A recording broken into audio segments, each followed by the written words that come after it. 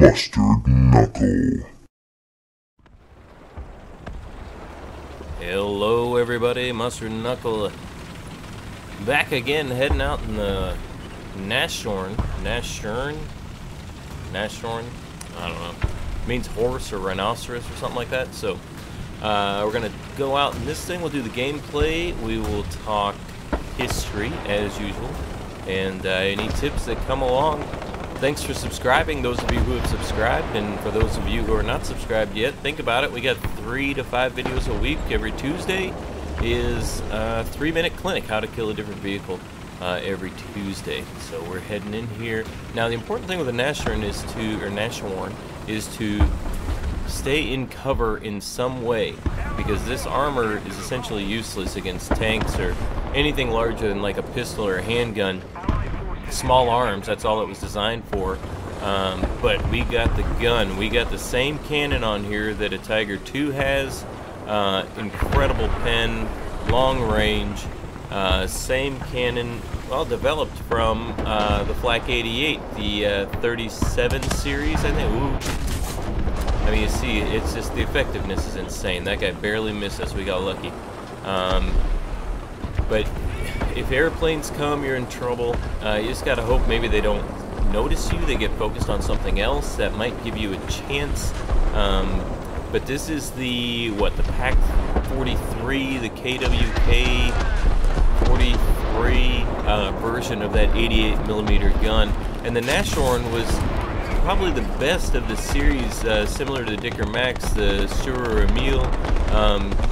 As far as we had quick reload, long range, and this one is a little bit more mobile than those two. Based on the Panzer III and the Panzer IV, it's kind of interesting. Same as those, they took the engine and moved it to the middle, and then kind of built up the superstructure.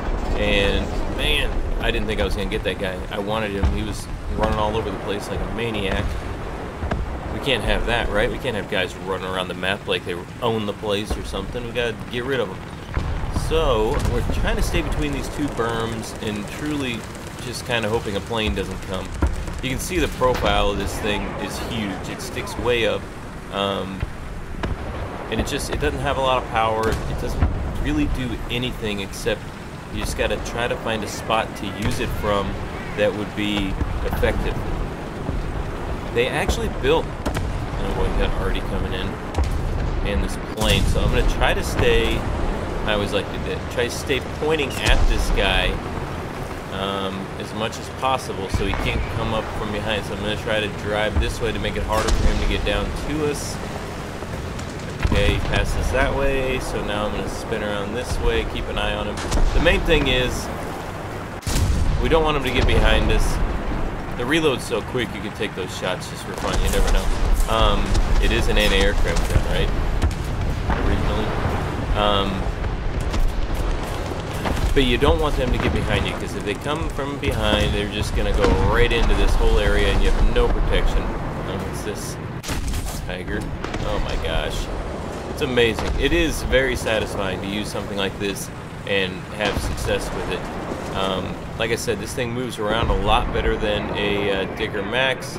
It also... he fired right before I did. It also... the mobility, yes, is a little bit better than the Dicker Max or a Shure Emil. It also has better reload, so those are two things that make this thing way better, way more useful. And you can see just, it's great. The gun is fantastic. They actually built almost 500 of these things. They kept building them from 43, 44 on. And the intent with these was not to go get in battles and stuff like that like it is in this game. In reality, it was simply a way to move a cannon. Oh boy, let's see what I can do with this. I love getting in this plane with these big bombs. It's fantastic. Uh-oh. Uh-oh. Oh, come on. Uh-oh.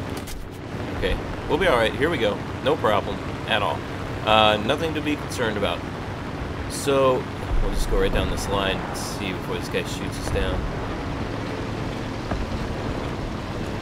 Okay, I'll get rid of those. And like I was saying, so they built about almost 500 of these things. They were meant to be able to just simply transport a gun. Alright, cool, 2 kills. I'm gonna go crash in front of this guy. Just make a fireball right in front of him. I figure that's helpful in some way. So we gotta finish. Okay, we got our gunner, we gotta repair. We're in a kind of a bad spot. Oh well. I guess there's never really a good spot to get stuck and have to do repairs and all that kind of stuff, right? Alright, here we go. Alright, the team's doing really well here, so let's see, we'll go over by B, see if we can help out over there. Not much left to do, to be honest. So we'll just try to keep on keeping on here.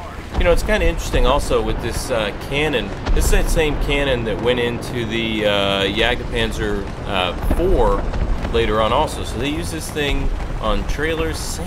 It blows my mind the more I learn about this, the versatility of the German, and probably other countries, but primarily so far, the Germans with their guns and the way they used, especially, you know, these 88mm cannons. They were on, you know, they were mounted in bunkers or, you know, the defense areas, like around the, like even Normandy and stuff, I guess. They probably mounted them there for defense from them coming across the English Channel. And then they had the ones on trailers, and they had, they mounted them on the half tracks, they mounted them on trucks, they mounted them in turrets, I mean, it's incredible how much they did with these single guns. That's the game. And we hardly even got into this thing. So they built this thing all the way through 1945, just a few at a time toward the end. And it did see combat service, and we'll have to get into that at another time, I guess. But that's the basics of where the Nashorn came from, what the idea was, and the potency of the cannon, and just what it's all about. So in the next one, we'll get into more of the actual service history and how it fared out there in the field. So thanks for watching. Hope you enjoyed this one. Good luck, have fun. We'll see you in the next one.